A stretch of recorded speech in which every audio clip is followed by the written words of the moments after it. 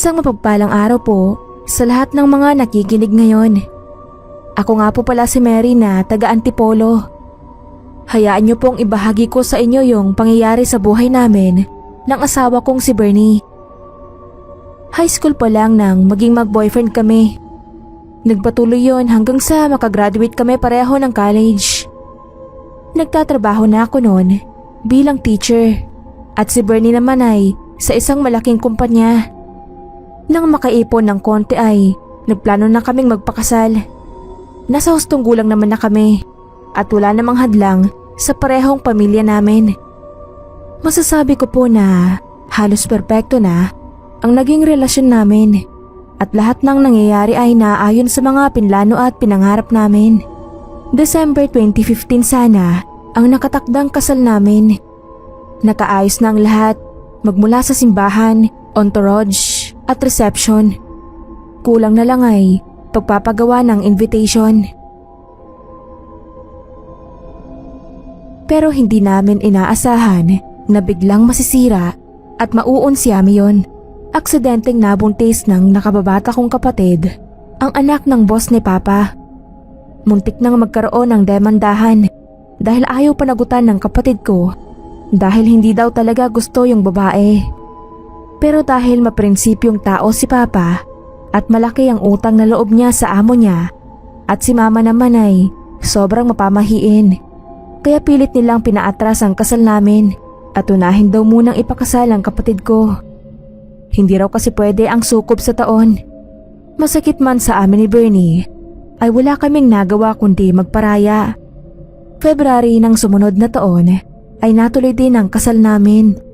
Simple man at hindi na kagaya ng original na plano dahil madaming na-adjust, nairaos naman namin ng maayos. Ang importante makasal na din kami agad bago umalis si Bernie. May offer kasi sa kanya sa abroad yung company niya. Wala ang kapatid kong si James sa araw ng kasal ko dahil ilang araw pa lang matapos ang kasal nila ay umalis ito ng bahay. Nag-iwan siya ng sulat kay Mama. Hindi raw niya matanggap na pinilit siya ni Papa na magpakasal sa babaeng hindi niya gusto. Mula noon ay hindi na siya nagpakita sa amin. At mula din nang matapos ang kasal namin ni Bernie ay nagsunod-sunod na ang mga kamalasan sa buhay namin. Nagbuntis ako pero nadisgrasya naman siya sa motor kaya napakawalan niya yung chance na mapadala siya sa company sa ibang bansa. May ilang buwan siyang hindi nakapagtrabaho kaya naubos sa pagpapa-ospital niya yung natitirang ipon namin. Makalipas lang ang ilang buwan ay ipinanganak ko naman ang panganay namin. Pero laking panlulumo namin dahil hindi normal ang isinilang ko. Meron siyang kondisyong dwarfism. Hindi namin alam kung paano siya naging ganon. Wala naman pareho sa lahi namin ni Bernie ang may ganoong kapansanan. Ang hirap dahil hindi lang yung kondisyon niya ang hinarap namin, pati na din yung panlilibak ng mga tao. Masakit pero sa kabila nun, tinanggap at minahal namin siya ng buong buo. Nasundan pa yung mga hindi magandang pangyayari na yon nang masunugan naman ang pamilya ni Bernie at na-stroke naman si Papa. Lahat yon sa loob lang ng isang taon. Hindi ko alam kung anong sumpa ang dumapo sa amin at nagsunod-sunod lahat ng kamalasan. Noon ko naalala ang dahilan kung bakit hindi natuloy sa unang petsa yung kasal namin ni Bernie. Pinigilan kami ni Mama dahil sa paniniwala niya na hindi kami pwedeng ikasal pareho ng kapatid ko ng sukob sa taon. Kasi mamalasin daw ang isa sa amin o pareho kami. Pero sinunod naman namin siya at ang pamahiin niya. Nagparaya kami ni Bernie para lang hindi kami magsukob sa taon. Pero bakit nangyari pa din sa amin lahat ng kamalasang yon? Hindi nakaimik si Mama nang sabihin ko yon sa kanya. Hanggang isang araw, magimbal kami sa dumating na balita sa amin. May dumating na mga pulis sa amin. Pinapa-identify sa amin yung bangkay ng isang lalaking natagpuan sa hinukay na bakanting lote sa may parting Laguna. Nasyak kami nang makita namin na si James ang bangkay na yon. Sa pagkabigla ay muntik na din atakihin ng mama ko. Ayon sa mga pulis ay patatayuan na ng bahay ng may-ari yung bakanting lote na yon at aksidenteng nahukay ng backhoe ang katawan ni James. Biktima daw ng salvage ang kapatid ko at sa pag-iimbestiga nga ay natuntun nila kami. Hindi nga kami naniwala noong una dahil hindi na halos makilala kundi lang sa nakuhang mga ID sa wallet niya at mga birthmark sa katawan na kabisadong kabisado ni mama.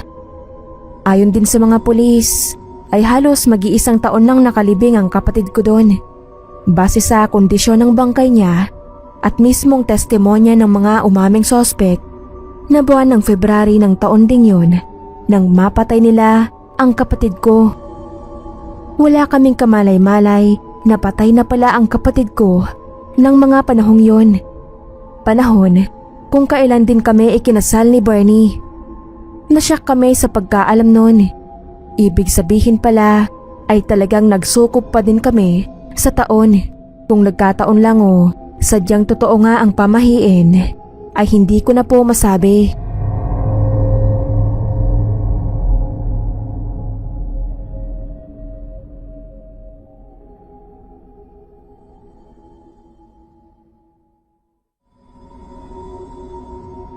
Itago niyo na lang po ako sa pangalang Vilma, isa sa masugid niyong taga-subaybay. Gusto ko lang pong ibahagi sa inyo yung isang pangyayaring nasaksihan ko sa pinsan kong si Kuya Mando. Nagsimula po iyon noong dumalo ako sa kasal niya. May 2 taon na ang nakakaraan dito sa probinsya namin sa Quezon. Lahat kaming mga kamag-anak niya at kapitbahay ay nagulat sa pagbalik niya sa bahay niya na may kasama ng isang bata at napakagandang babae. Si Rita, matandang binata si Kuya Mando sa edad na 50 at solong namumuhay. Mabait naman siya kahit sinasabi ng iba na may pagka-weirdo daw. Tahimik at mailap kasi sa ibang tao si Kuya. Hindi ko alam kung bakit bigla na lang siyang umalis pero ibinili niya sa akin ang bahay niya na katabi lang ng bahay ko. Mula nang umalis siya ay wala na akong balita sa kanya. Hanggang sa isang araw ginulat na lang niya kami sa bigla niyang pagsulpot. Kasama nga si Rita na aniya ay mapapangasawa niya. Nasyak ako kasi hindi naman po sa panlalait. Pero yung pinsan ko, kahit nakita kong malaki na ang ipinagbago, ay malayong malayo pa din sa itsura ni Rita na mukhang mayamang kulahiyala. Yung tipong mapapaisip ka talaga kung paano niya naatim ang pinsan ko. Dahil nga matagal siyang nawala, ay madami akong tanong. Nakipag-usap siyang linisin ko ang bahay nila dahil doon na daw sila titira ni Rita. Mabilis ang mga pangyayari. Ilang araw lang ay naitakda ang kasal nila na mag-isang inasikaso ni Kuya Mando habang si Rita ay nasa bahay lang at naghihintay. Tahimik lang din si Rita na madalas ay parang nakatulala. Napansin ko na hindi hinahayaan ni Kuya Mando na makipag-usap si Rita sa ibang tao kahit pa sa akin. At pag nasa paligid siya ay parang takot at aligaga si Rita. Dumating ang araw ng kasal na masasabi kong kakaiba dahil mag-arabo ang ayos ng maliit na kapilya namin at napakaganda ni Rita sa suot niyang wedding gown na halatang ginastusan ang gusto ni Kuya Mando. Pero iilan at piling-pili lang ang mga bisita na personal na ipinaimbita ni Kuya Mando sa akin. Maging sa reception ay bongga din at hindi ko alam kung ano ba ang naging trabaho ni Kuya Mando para makaya niyang gastusan iyon. Sa buong panahon ng kasal nila ay kita ko ang walang kabuhay-buhay na mukha ni Rita. Parang yung pinsan ko lang ang masaya. Taliwas sa ibang normal na kasalang nadaluhan ko. Wala nang mga seremonya o programa. Kaya matapos magsikainan ay nag-uwian na ang bisita. Dahil nga halos magkatabi lang ang bahay namin ay araw-araw kong nasisilip ang mga ganap sa loob ng bahay ni Kuya Mando. At ipinagtataka ko talaga yung parang hindi normal na sitwasyon nila. Si Rita po kasi ay parang robot lang na gagalaw lang kung kailan lang pagagalawin ni Kuya. Palagi lang siyang tahimik na nakaupo sa isang tabi. Pero parang Reyna kung pagsilbihan ni Kuya Mando na sinusubuan pa ng pagkain. Kulang na lang siguro ay paliguan o baka ginagawa din. Hindi naman siya mukhang may sakit. Kung hindi ko nga lang siya nakausap ng malapitan, ay iisipin kong manikin lang siya na pinapagalaw ng pinsan ko. Pero isang araw ay hindi ko akalaing matutuklasan ko ang lihim ni Kuya Mando.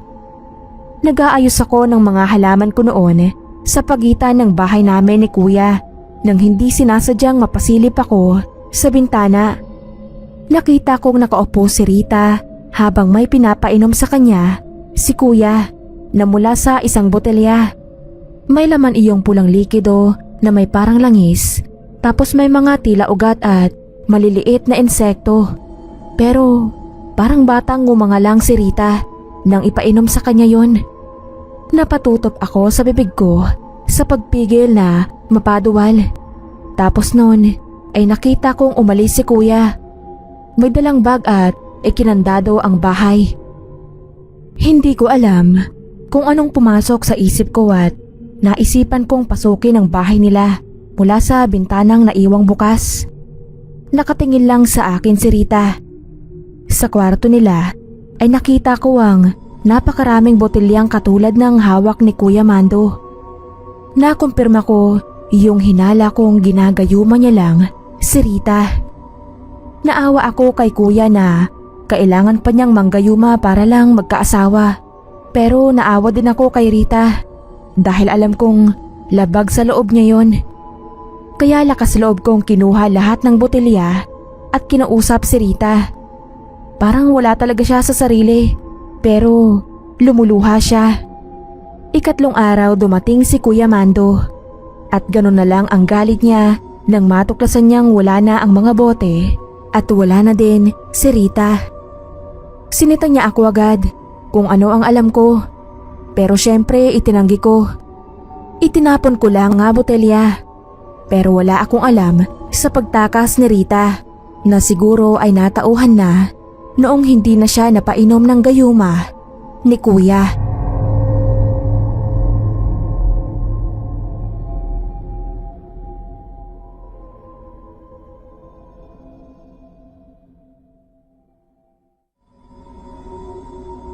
Ako po si Irene na taga-Taguig.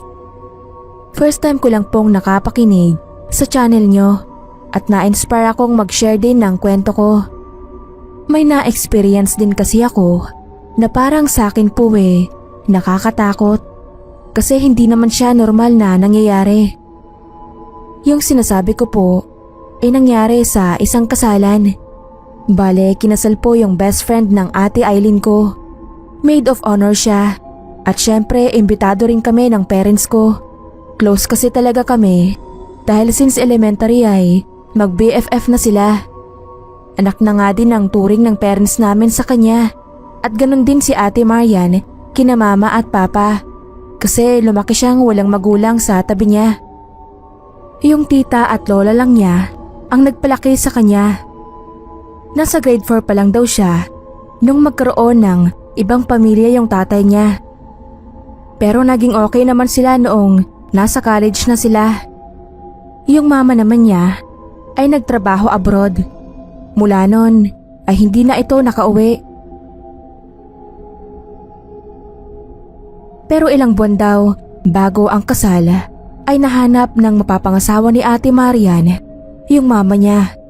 At nangako daw itong dadalo para sorpresahin si Ate Marian.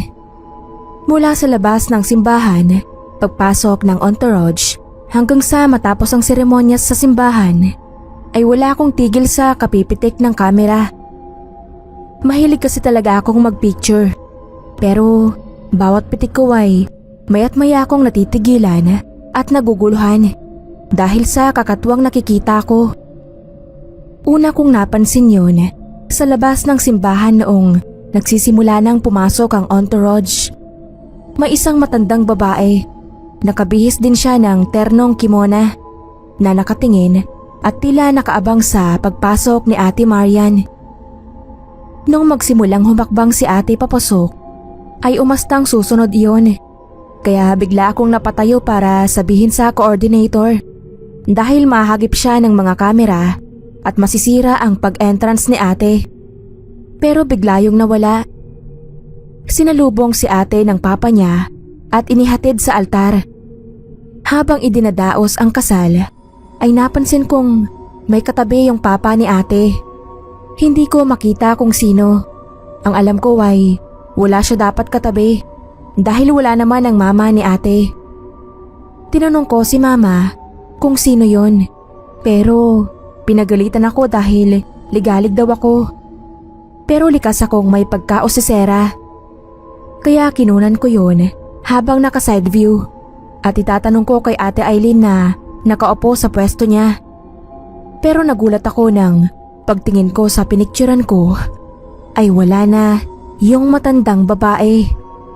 Hindi siya rumehistro sa kamera. Pagtingin ko naman sa personal ay nandoon pa siya. Tinignan kong mabuti yung anggulo. Dapat talaga ay nakasama siya pero wala nga.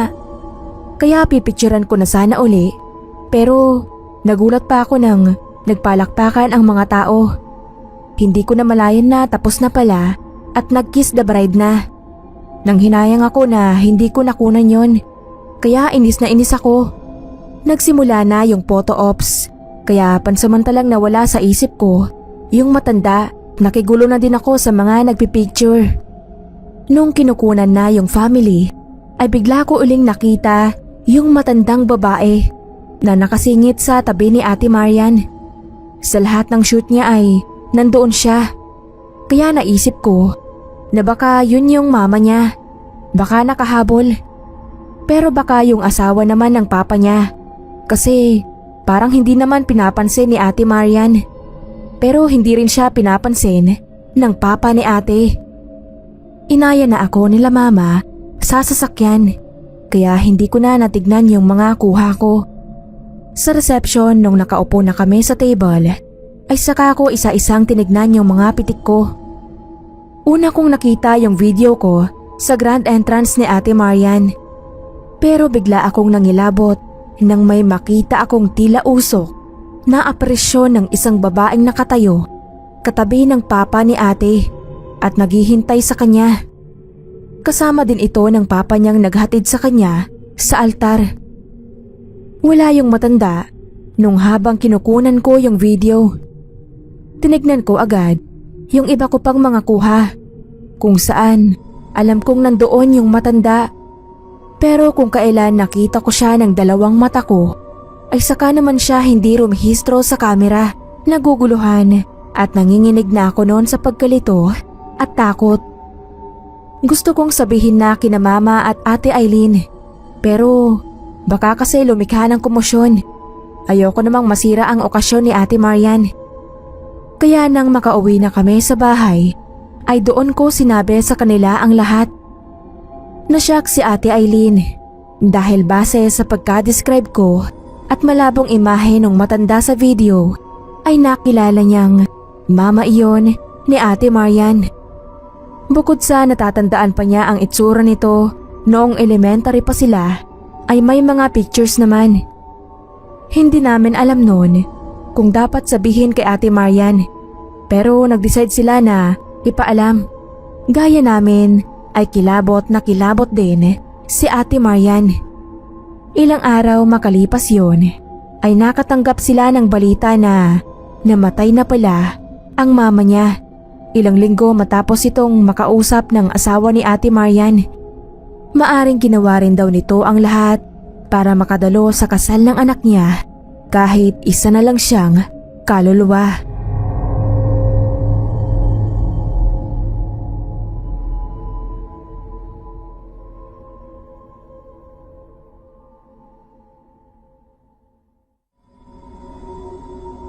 Magandang araw. Ako po si Lota.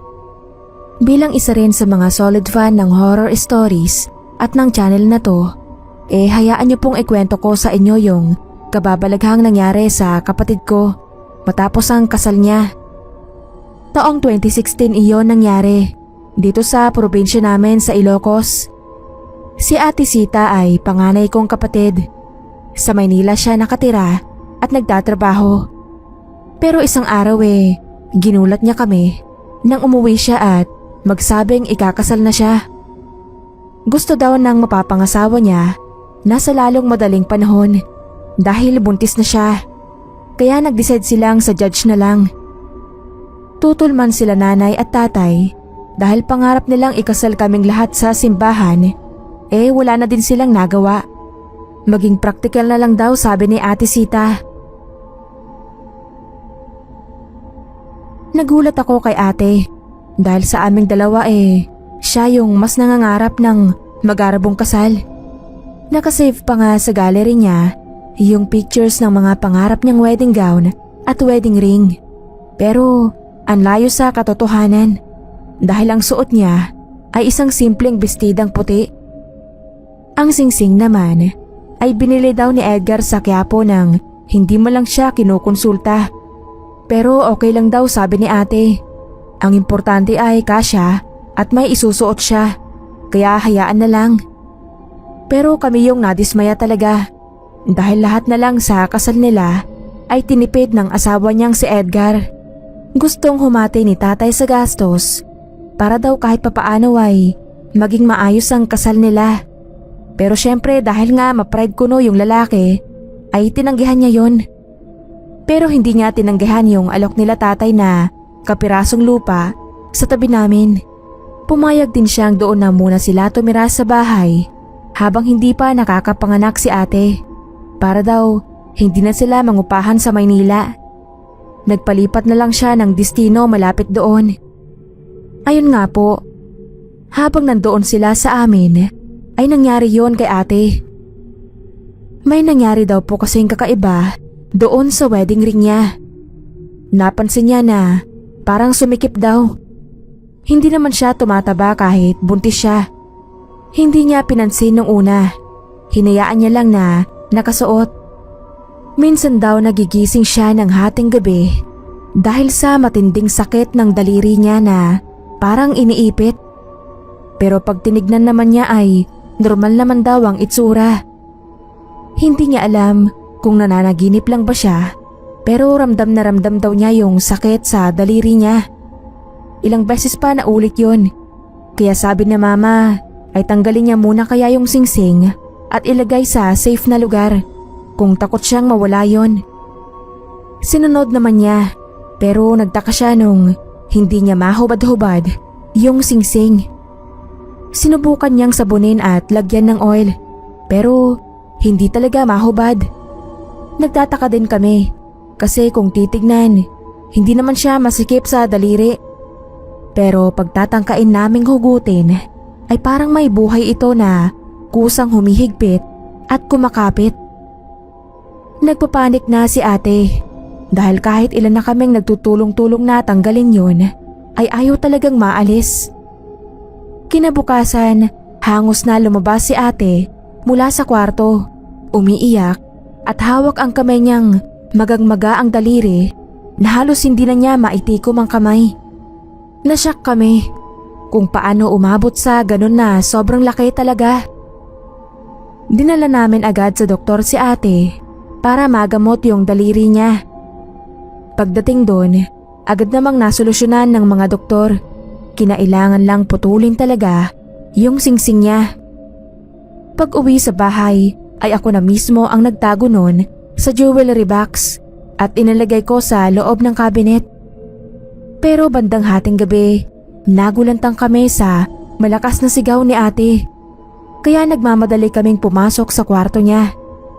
Pinakita niya ang kamay niya at kinilabutan kami nang makita naming nakasuot uli yun sa mismong daliri ni ate na namamaga.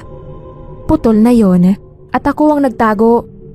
Hindi naman iyon kukunin ni ate para lang isuot uli at imposibleng maipasok niya yon sa daliring galongganisa ang pamamaga. Sabi ni tatay ay may sa demonyo ang singsing kaya dadalhin daw namin si ate sa albularyo kinabukasan. Pero ginulantang kami uli nang malakas na sigaw ni ate.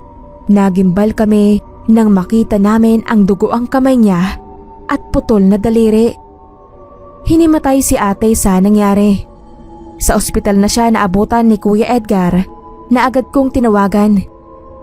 Pilit siyang pinaamin ni tatay kung saan galing ang singsing dahil sabi ng albularyo ay hindi daw para kay ate ang singsing dahil may totoong nagmamay-ari dito. Noon niya inamin na hindi totoong binili niya sa Quiapo ang singsing dahil pagmamay-ari daw yun ng unang asawa niya na nagpakamatay. Totoo ang sinabi ng albularyo na pinoposes ng espiritong hindi matahimik ang singsing kaya sinaktan nito ang gumamit sa pag-aari niya. Sa galit ni tatay ay nasuntok niya si Kuya Edgar dahil sa pagsisinungaling niya at pagtatago ng totoo kay ate. Hindi kasi alam ni ate na may asawa na siya at nagpakamatay pa. Inilibing namin ang daliri ni ate at ibinigay sa albularyo ang singsing, pati na yung kay Kuya Edgar. Dinasalan niya ito bago dinurog.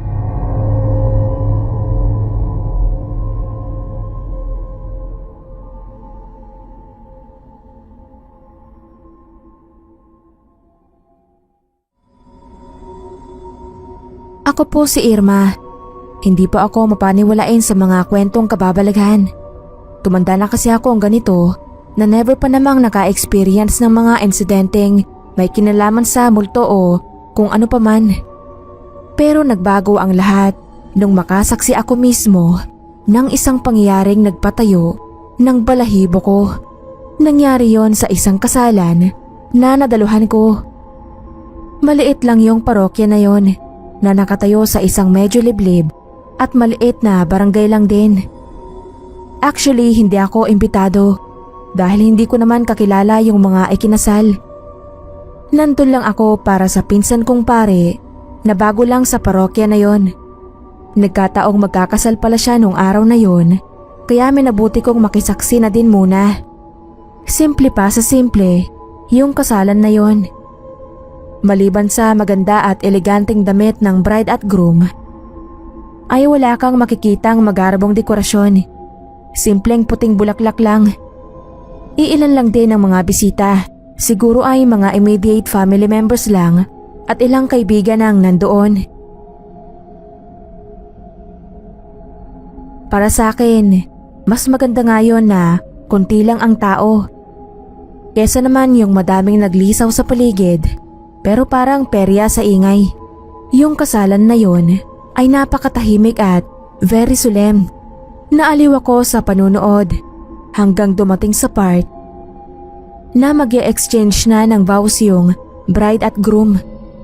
Pero bago yun binitawan muna ni father yung isa sa famous na linya nilang mga pare kapag magkakasal. Yun bang kung sino man ang tumututol sa kasalang ito ay magsalita na o manahimik na lang habang buhay. Natahimik ang lahat at tumingin-tingin sa paligid. Pati naman ako ay nakatingin-tingin din. Kahit ang salitang iyon ay parang bahagi lang ng rites at alam naman natin na kadalasan ay wala naman talagang lumilitaw para tumutol. Ewan ko ba at pakiramdam ko ay dinig na dinig ko ang malakas na kabog ng dibdib ng lahat ng tao doon. Tingin ko nga pati mga ikakasal ay namumutla at kinakabahan. Nagtaka tuloy ako. May ine-expect kaya silang tututol sa kasal nila kaya ganoon ang mga reaksyon nila. Hindi ko tuloy alam kung mae-excite ba ako sa magaganap o kakabahan din. Magsasalita na sana uli si father nang biglang umalingaw-ngaw ang malakas na tinig ng babae na nagsasabing itigil ang kasal. Malakas na sigaw pero parang galing sa malayo. Bigla akong napatayo at tumingin agad sa entrance ng simbahan. Pero wala akong nakitang nakatayo doon. Kaya nagkandahaba ang leeg ko sa paghanap doon sa nagsalita. hanggang sa mapansin ko na tahimik ang paligid. Parang wala halos humihinga. Ang mga tao ay namumutla at parang naninigas sa pagkakaupo. Wala ring lumilingon. Ako lang ang nakatayo at panay ang linga. Napatingin ako kay Father na nakakunot ang noo at lumilinga din. Tapos ay nagsalita uli siya at muling tinanong kung sino ang tumututol sa kasal na yon. Sinagot din naman siya ng tinig na yon at inulit din na itigil ang kasal. Pero gaya ko ay hindi rin makita ni Father kung nasaan yung tumututol, kaya sinanyasan niya ang sakristan na hanapin yon. Maya-maya ay bigla na lang may babaeng umiiyak. Nakakatindig balahibo yung pag-iyak niya na nauwi sa hagulgol. Napuno ng kilabot yung loob ng parokya na yon. Yung mga tao hindi lumilingon, pero mga nakatakip ng tenga. Samantala, umiyak at nanginginig naman sa takot yung bride habang kinakausap si Father. Nagtataka lang ako, bakit ni isa sa mga kamag-anak na naroon ay walang kumikilos para hanapin at patigilin yung babaeng nanggugulo. Nanlalaki ang ulo ko sa naririnig ko. Hindi ko alam kung lalabas na ba ako o hihintayin ko kung anong mangyayari. Kahit si Father ay naguguluhan dahil hindi rin niya makita yung tumututol daw. Hanggang sa lumapit sa kanya yung matandang babaeng lektor doon. Sinabi niya kay Father na itigil muna ang kasal at basa-basan at dasalan muna niya ang simbahan. Umiiyak na sinabi ng lektor na yung sumisigaw ng pagtutol ay maaring kaluluwa ng yumao niyang anak na nagpakamatay doon mismo sa loob ng parokya. Sabi niya ay kakasal na daw ang anak niya noon, pero hindi sumipot ang lalaki at basta na lang hindi nagpakita. Na-depress daw yung anak niya at halos mawala sa katinuan. Lumipas ang ilang taon, nabalitaan na lang nila na bumalik na yung lalaki at ikakasal. Pumunta daw ang anak niya doon sa mismong araw ng kasal at tinutulan niya ito. Sapilitan siyang inilabas ng mga kamag-anak, pero nakatakbo siya pabalik at sa harap ng lalaki at mapapangasawa ay nagsaksak siya sa sarili. Mula daw noon ay lagi nang madidinig ang tinig niya sumisigaw ng pagtutol sa tuwing may ikakasal sa parokya nila. Kaya dumalang na daw ang nagpapakasal doon at noon nga lang ulit. Alam daw ng mga ikakasal ang tungkol doon, pero akala nila ay wala na yon dahil ilang taon na din ang nakalipas. Habang nakikinig ay hindi ko mapigilan ang pananayo ng balahibo ko. Agad namang hiniling ni Father ang pakikiisa ng lahat para sa taimtim na pagdarasal. Matapos yun ay binasbasan niya ang paligid ng simbahan at saka itinuloy uli ang kasal na sa awa ng Diyos ay payapa nang naidaos.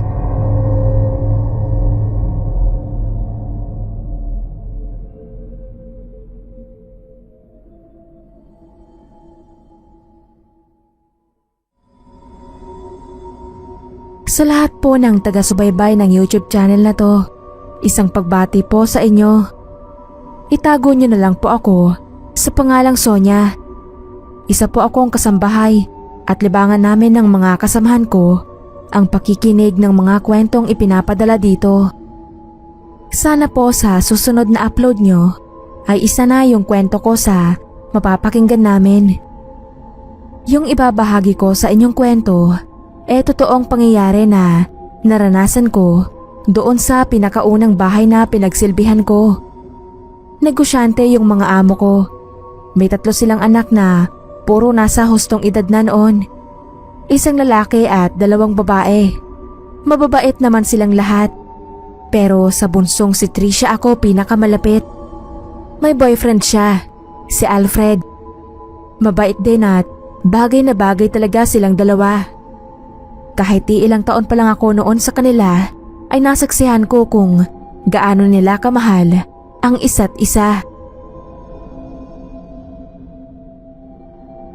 Nakatakda na nga ang kasal nila noon, kaso lang sa hindi inaasahang pangyayari ay naaksidente si Alfred sa bispiras ng kasal nila.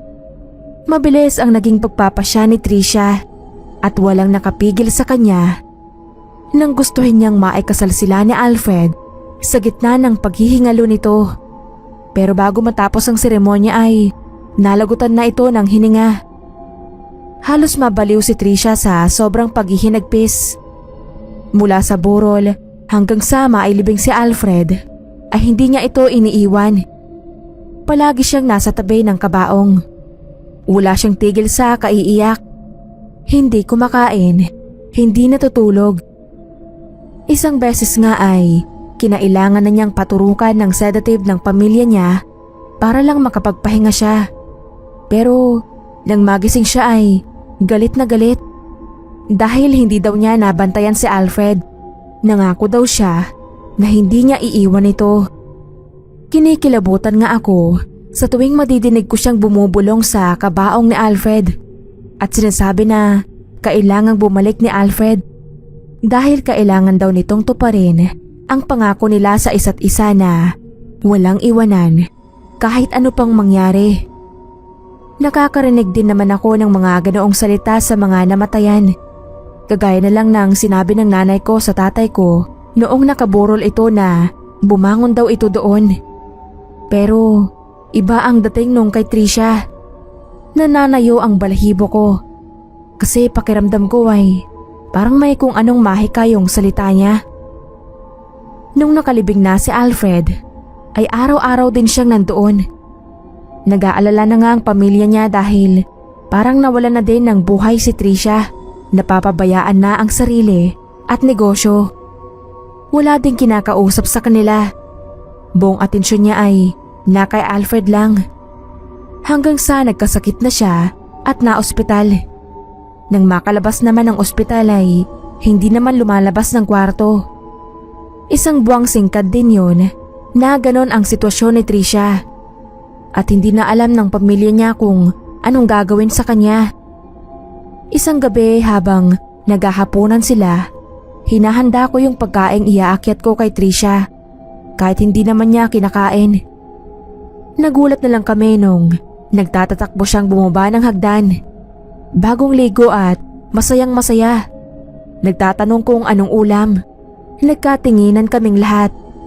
Kita ko sa mukha ng parents niya yung saya dahil natauhan na sa wakas si Trisha.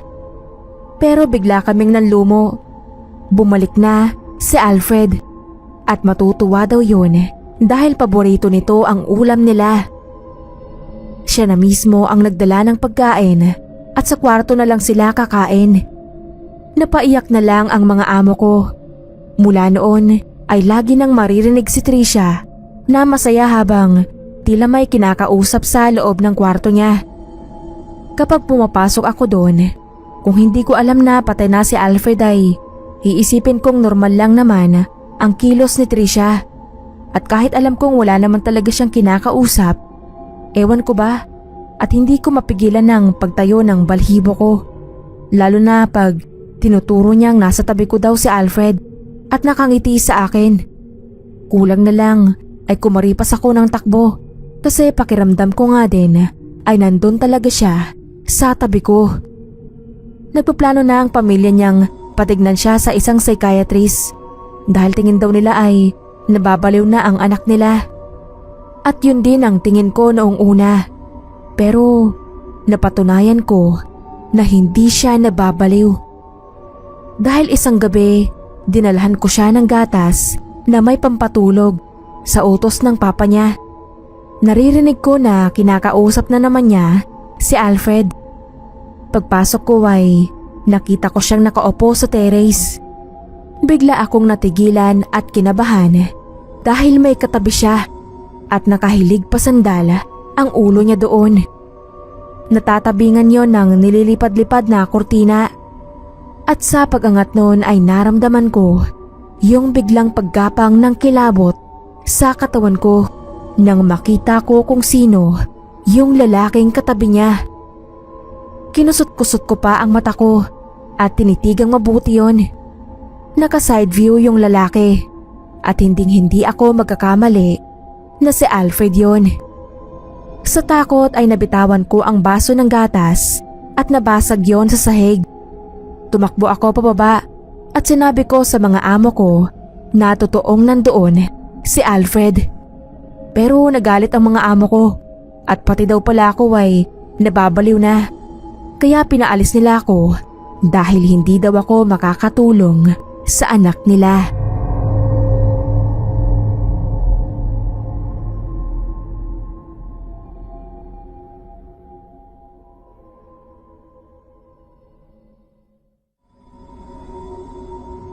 Sana po ay mapili din yung i-feature dito sa channel nyo itong kwento ko.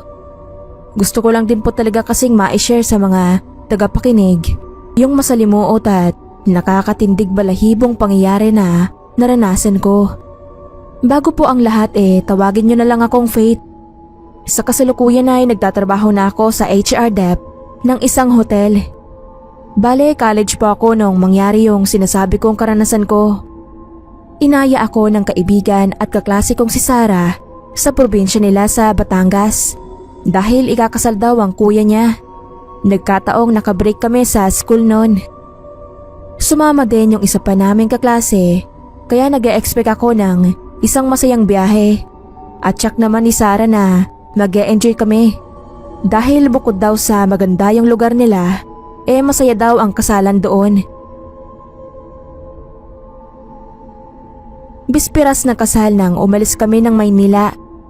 Nasa pinakadulo nga lang ng Batangas yung lugar nila, kaya mahaba talaga ang biyahe. Nakasakay na nga po kami sa bus at hindi ko namalayan na nakatulog na pala ako. Nagulat na lang ako nang gisingin ako nila Sarah. Nandoon na pala agad kami. Nagtaka lang ako kasi akala ko bispiras pa lang noon, pero sa simbahan na pala kami didiretso. Medyo nainis ako kay Sarah noon kasi mali ang sinabi niya sa amin.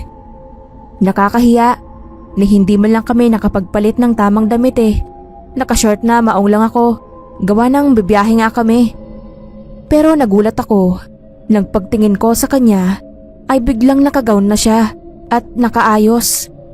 Paano nangyaring nakabihis siya agad samantalang magkakasama kami?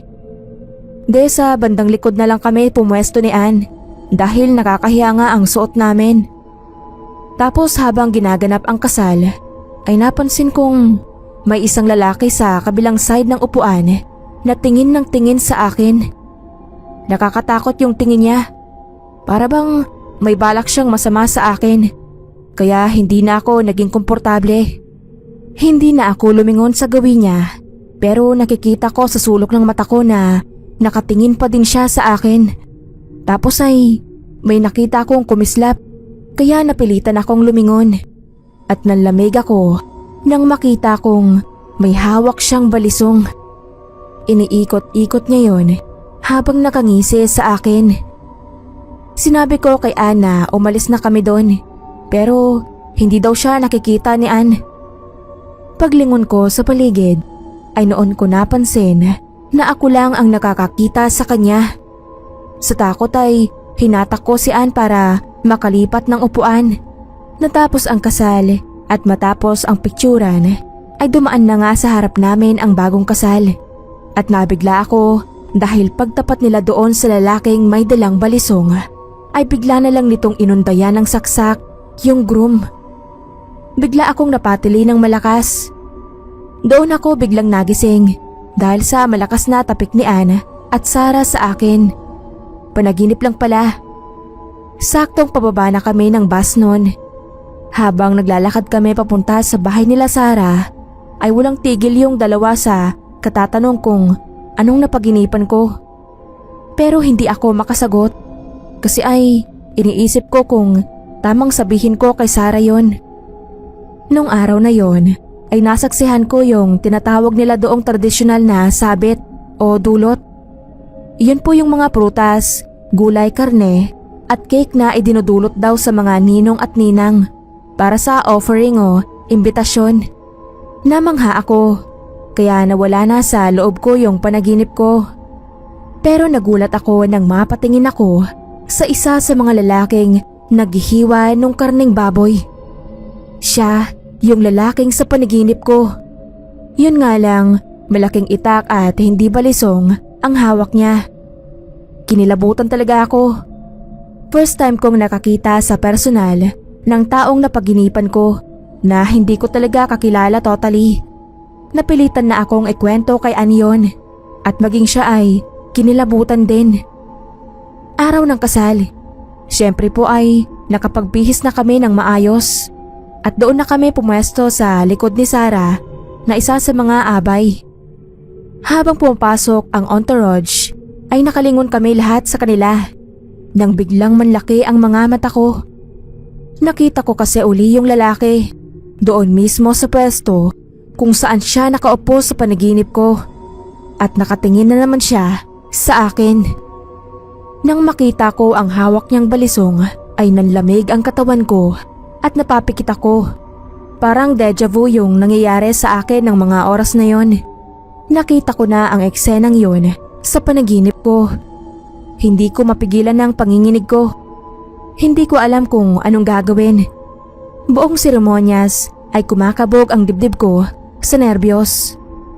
Hanggang sa nag-decide akong sabihin yon sa isa sa mga kamag-anak nila nung nakita kong palapit na sa tapat niya ang groom.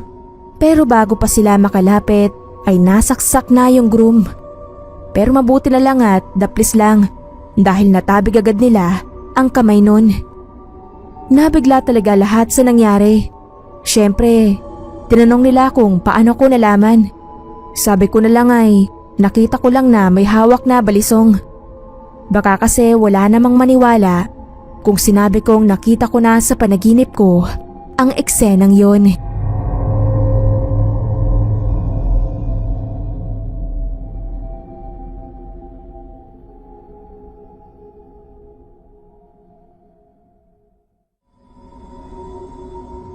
Personal na karanasan ko po itong ibabahagi kong kwento sa inyo.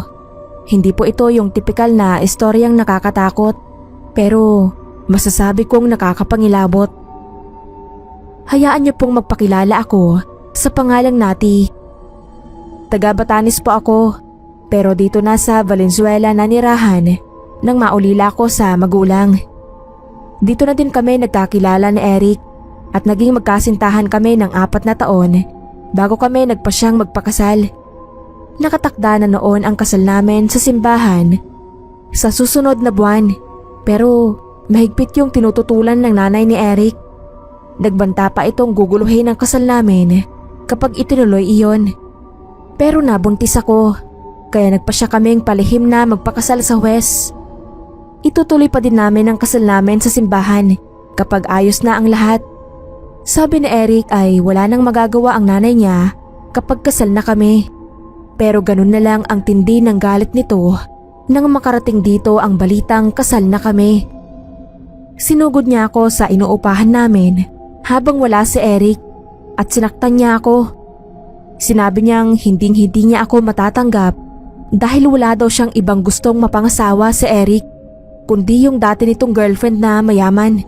At pagsisisihan ko daw na nagpakasal ako sa anak niya.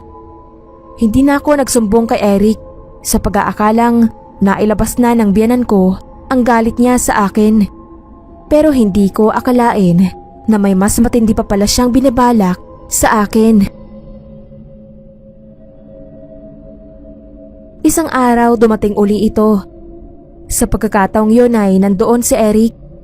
Nagulat siya dahil akala niya ay pumasok si Eric. Pero may sakit kasi ito noon. Nagulat ako sa ipinapakitang bait ng biyanan ko noon na para bang hindi niya ako binugbog nung nakaraang araw. Nagtagal pa siya sa bahay namin kaya naiilang akong kumilos. Pero pansin kong hindi rin siya mapakali at malikot ang mata. Maya-maya ay nakita kong isinilid niya sa bag ang isang hairbrush na nakapatong sa ibabaw ng TV. Tapos nagmamadali nang umalis, ni hindi nagpaalam. Napaisip ako kung wala ba itong suklay sa bahay at pinag-interesan pa yon. Pero nagkibit balikat na lang ako. dahil suklay lang naman yon. Kinabukasan, yung simpleng sakit ng ulo ni Eric ay lumala pa. Siya na nga mismo ang nagpadala sa ospital dahil hindi daw niya kaya ang sakit. Pero nawala din naman pagdating doon, kaya pinalabas din kami. Noong gabing yun, habang natutulog kami, ay bigla na lang napabalikwas ng bangon si Eric. Sobrang kati daw ng ulo niya, kaya kinamot niya yon ng kinamot. Nagulat ako dahil parang halos mabaliw na si Eric sa sobrang pagkakamot. Pinipigilan ko nga ang kamay niya dahil nag-aalala akong magsugat ang ulo niya. Pero parang wala sa sarili si Eric. Hindi ko mapigil hanggang sa nakita kong dumudugo na ang ulo niya. Nagiiyak na nga ako kaya tumigil na din siya. Noon naman naglabasan mula sa buhok ni Eric ang napakaraming kuto na hindi normal ang laki. Halos kasin laki na ng surot. Nagsisigaw ako at napaatras sa takot. Kilabot na kilabot ako. Ganon din si Eric na hindi malaman kung paano ipapagpag ang mga kutong gumagapang nasa buong mukha niya pababa. Hindi namin alam kung saan galing ang napakaraming kutong yon. Wala naman ako noon dahil alagang-alaga ko ang buhok ko at saka bigla na lang lumitaw. Hindi na kami nakatulog buong magdamag sa kakapagpag at kakakamot ni Eric sa ulo. Magana din yung mata ko sa kaiiyak dahil sa takot at awa sa asawa ko na mabilis na nagsugat ang ulo. Kinabukasan bumalik uli kami sa doktor at maging ito ay nang hilakbot sa itsura ni Eric at sa mga kutong nagkumpol-kumpol na sa ulo niya. Kinailangang kalbuhin si Eric para magamot ang mga sugat niya na mabilis na nagnaknak. Kahit pakalbo na siya ay hindi na din nawala ang mga kuto at nagsusumiksik pa sa mga sugat niya. Pabalik-balik na kami sa doktor pero walang nangyayari. Nung huling punta namin ay hinabol kami sa labas nung assistant nung doktor. Sinabi niya na sa albularyo kami magpunta dahil sa itsura daw ng asawa ko ay posibleng binabarang siya. Pareho kaming hindi naniniwala ni Eric doon pero kailangan naming sumugal. Ayokong magtagal siya sa ganoong kondisyon. At tama nga ang sinabi ng babae na binabarang ang asawa ko. Sinabi ng albularyo na hindi iba sa amin ang gumawa nito. Isang taong may matinding galit sa aming mag-asawa. Iisang tao lang ang naisip ko ng mga oras na yon. Ang biyanan ko. Pero bakit sarili niyang anak ang pinahamak niya at hindi ako? Noon ko naalala nung pumunta siya sa amin at kinuha niya yung hairbrush. May balak pala talaga siyang ipabarang ako. Kaya kinuha niya yon para makuha ang buhok ko doon. Pero nagkamali siya ng dampot dahil si Eric ang gumagamit ng hairbrush na yon dahil malambot daw sa ulo niya. Ang gamit ko ay suklay na malalaki ang ngipin. Nang sumunod na punta niya ay masaya pa siya sa pag-aakalang nagtagumpay siyang masaktan ako. Pero hindi niya akalaing anak niya ang sumalo sa maitim na balak niya.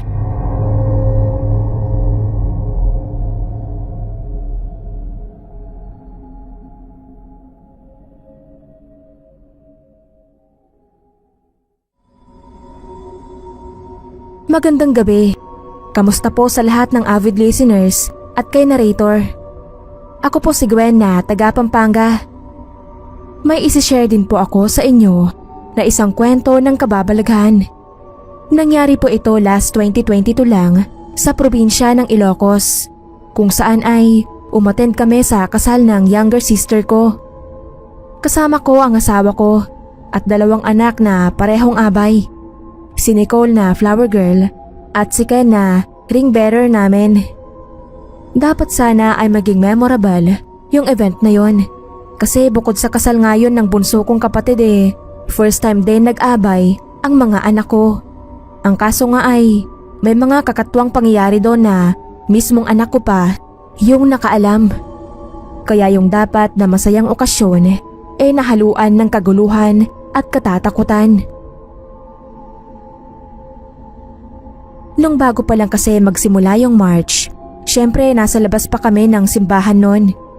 Inaayos na nung assistant coordinator yung pila nila. Tapos si Ken tinatawag ko na siya para pumila na nga. Pero nakita ko siyang nakaharap sa loob ng simbahan. Meron siyang pinakakatitigan doon sa loob. Sumisingkit pa yung mata niya na parang sinusuri niyang mabuti yung nakikita niya. Ako naman napatingin din, pero wala naman akong nakitang kakaiba. Maliban sa mga taong nag-aabang na doon. Nung magsimula ng lumakad, parang nawala na din naman sa isip ni Ken yun. Panay ang video at picture ko sa mga anak ko habang nagmamarch. Nang biglang huminto si Ken sa kalagitnaan at nanlaki ang mata na parang natakot. Kinabahan ako. Nasundan ko ng tingin yung tinitignan niya. Pero wala naman akong makita. Hinanap niya ako ng tingin at pormang lalapit. Kaya tumayo agad ako at inakay ko siya para lang huwag masira yung march. Hinantay lang niyang makarating kami sa altar. Tapos pilit nang nagpabuhat sa akin at takot na sumiksik sa balikat ko. Itinabi ko na lang muna siya sa akin. Tapos nung time na ibibigay na niya yung ring, sinamahan ko na lang. Natapos at lahat yung ceremony na, hindi bumitaw sa amin ng papa niya si Ken. Nakayuko lang siya. Kung mag-angat man ng ulo, ay nakatakip ang mata. Kahit naman anong turo niya ay wala kaming makitang kakaiba. Kahit yung mga tao doon ay nagtataka at nakikilinga din. Nung nasa reception na kami, medyo nalibang siya kasi may tawanan at palakpakan. Akala namin okay na. Naiupo ko na nga siya mag-isa. Pero nung kumakain na kami, nalaglag yung kutsara niya sa sahig. Siya pa yung nagdudumaling yumuko para kunin yun.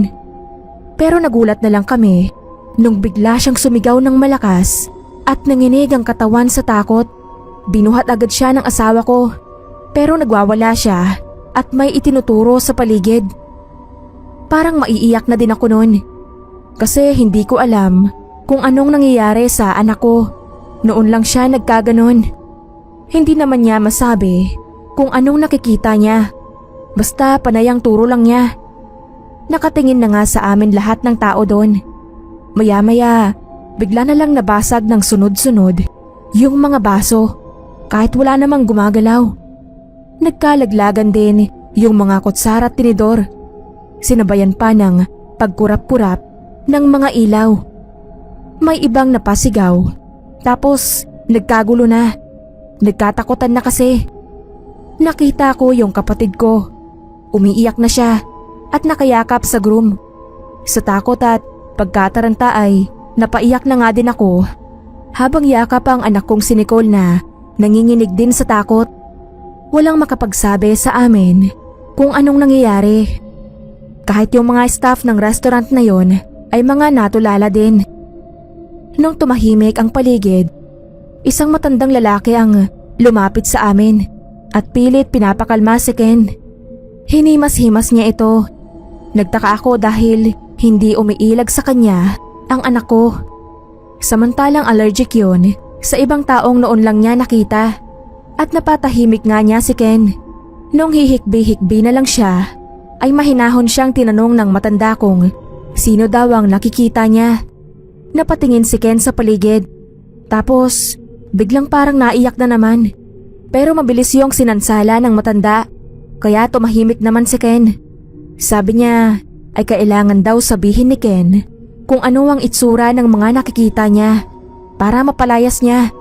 Kinukumbinsi niya si Ken na hindi na siya matatakot dahil paalisin daw niya ang mga yon. Pigil hininga ako habang hinihintay kong masasabi ni Ken kung anong nakikita niya. At sa pautal-utal na salita ay nasabi ni Ken na may tao daw doon na hindi namin kagaya ang itsura. Iba daw yun kasi nakakatakot. Kinilabutan ako at nagkatakutan naman yung mga tao doon. Nagpasalamat yung matanda kay Ken at sinabing huwag nang matakot dahil aalis na daw ang mga yon. Nagsabi yung matanda na may gagawin lang siya sandali. Tapos noon, nagpausok siya ng insenso sa buong paligid habang may inuusal na parang Latin. Tapos binalikan si Ken.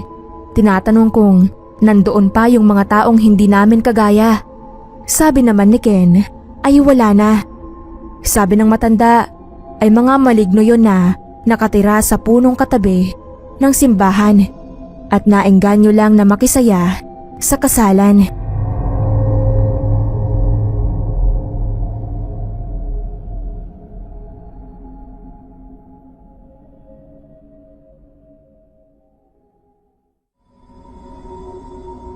Hello po sa admin, narrator at sa lahat ng mga nakikinig sa channel na to. Ako po si Olga ng Tarlac. Gusto ko lang din pong mag-share nung na-experience naming magkakapatid 2 years ago noong ikakasal ang mama namin sa isang foreigner. Kwentuhan ko lang po kayo ng konting background. 3 po kaming magkakapatid. Maaga kaming naulila sa ama. Nasa 35 lang yata si mama nung time na yon. Sobrang mahal na mahal nila ang isa't isa, kaya si mama matagal bago naka-move on. Hindi na talaga siya nag-entertain ng manliligaw. Nag-focus lang siya talaga sa amin. Pero nagbago yun nang ma-influence siya ng mga kazumba niya na mag-social media. Nagulat na lang kami nung malaman namin na may karelasyon na siyang isang Jordan national. Nung una against kami, pero na-realize namin na kailangan din siguro ni mama ng isang makakasama sa buhay. 55 pa lang naman kasi siya at nakita naman namin na seryoso yung Jordanian dahil inalok agad si mama ng kasal after ng ilang months nilang LDR. So ayun nga po, naitakda agad ang kasal nila February 2023. Medyo may kalayuan yung simbahan sa kasalukuyang bahay nila mama. Doon niya kasi gusto dahil doon din sila kinasal ni papa. Si kuya na panganay namin, yung kasama niya doon sa bahay at siya ding driver ng bridal car niya at maghahatid sa kanya sa altar. Kami naman ng sister ko, galing sa magkaibang bayan. Nasa sasakyan na kami noon at hinihintay na lang si mama. Tapos nung palabas na siya, nakita ko na may isang malaking paru-parong itim na lumipad malapit sa ulo niya. Binaliwala ko lang naman kasi sanay akong madaming paru-paro doon dahil napakaraming tanim na bulaklak ni mama sa paligid ng bahay. Nagkasundo kami na magko-convoy para sabay kaming darating sa simbahan. Pero wala pa sa kalagitnaan, bigla namang naflatan. Pero mabuti na lang at may spare tire kami palagi. Tumabi muna kami pareho ni mama habang nagpapalit ng gulong. Tapos yung anak ko, biglang binuksan yung bintana at may kinawayan habang nakangiti. Pagsilip ko nakita ko uli yung paru-parong itim sa tapat ng kotse nila mama. Doon napaisip na ako, sinusundan ba kami ng paru-paro? Nang matapos ay nagpatuloy na kami pero maya-maya ay tumawag yung sister ko na nauna na sa amin. May problema daw sila. Bigla daw nag-near empty tank yung sasakyan nila. Takang-taka sila. Paano nangyari yon? Nag-full tank daw sila dahil malayo yung pinanggagalingan nila. Hindi sila aabot sa simbahan kung tutuloy sila. At hindi namin alam kung may gasolinahan malapit doon. Nagwo-worry na nga daw sila noon. Tapos kwento niya, may nakita daw siyang paru-parong itim sa harap nila. Lumilipad-lipad daw sa gawing kanan nila.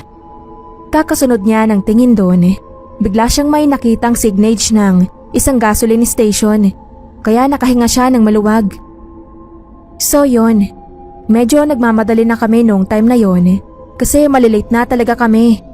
At panay na nga ang tawag ng Jordanian at coordinator ni mama. Siguro may kilometers na lang ang layo namin sa simbahan nang bigla namang tumirik yung bridal car ni mama. Nagbabaan na kami lahat nun kasi alam namin stress na si mama. Naiiyak na nga siya nang lapitan namin doon pero kino-comfort namin siya. Tapos bumulong si kuya sa akin. Sabi niya ayaw daw yata ni papa na mag-asawa uli si mama. Kaya daw ang daming aberyang nangyari sa amin sa daan. Pinipigilan daw ang kasal. Sabi ko paano niya naman nasabing si papa yon? Tapos sabay turo niya sa paru-parong itim na paikot-ikot sa ibabaw ng bridal car. Nakikita din pala ni kuya na mula pa daw sa bahay ay nakasunod na sa amin yon. Kinikilabutan ako nun pero hindi namin masabi kay mama kasi baka lalo siyang ma-stress. Sabi ng coordinator, nag-warning na daw yung pare na kung hindi pa kami makakarating in 50 minutes ay magbaback out na siya. Pero nakarating na din naman kami. Naabutan namin yung madilim na mukha ng mapapangasawa ni mama. Nagulat kami dahil nagrarant siya. Pinaliwanag namin pero nagagalit pa rin siya.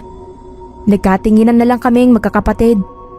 Pero nadismaya talaga kami sa ipinakita niya. Magsisimula na sana yung march nang biglang may dumating na mobile car.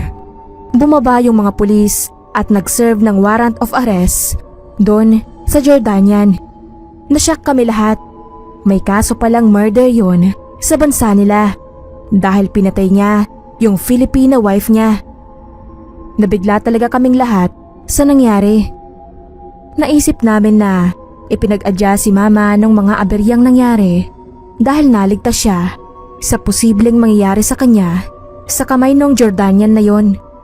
Umiyak si mama pero hindi daw dahil sa pagkonsyame ng kasal niya kundi dahil sa buong biyahe daw namin ay nakikita niya sa tabi niya ang aparisyon ni Papa. Naniniwala daw siya na ginamit ni Lord si Papa para ipag-adya siya sa isang masamang tao.